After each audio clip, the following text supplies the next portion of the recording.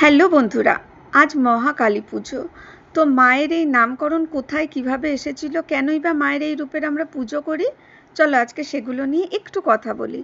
অথর্ববেদে কাল নামক শব্দ থেকে মায়ের এই নামকরণ হয়েছিল। কাল অর্থাৎ হচ্ছে সময়, অশুভ সময়ের যে বিনাশ করে।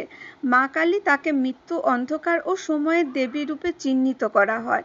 উগ্রতা, যৌনতা ও সহিষ্ণুতার সাথে যুক্ত অতি ভয়ঙ্কর এক মাতৃরূপ। হিন্দু ধর্মশাস্ত্রে তাকে গলায় অসুরের মুন্ডমালা, অস্ত্রের বাসন, রক্তের জিহ্বাযুক্ত এক সংহারের দেবী রূপে কিন্তু আমরা সকলে মায়ের পুজো করে থাকি।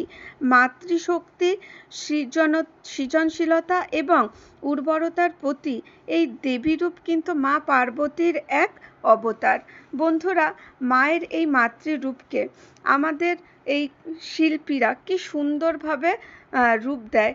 মায়ের প্রত্যেকটি রূপ, প্রত্যেকটি অংশ সুন্দরভাবে তৈরি করে যেন মা স্বয়ং আমাদের সামনে উপস্থিত আছে।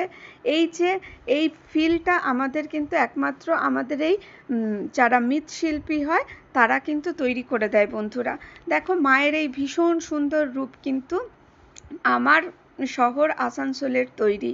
তো বন্ধুরা, তোমরা কারা কারা আসানসোলে থাকো অবশ্যই আমাকে জানিও।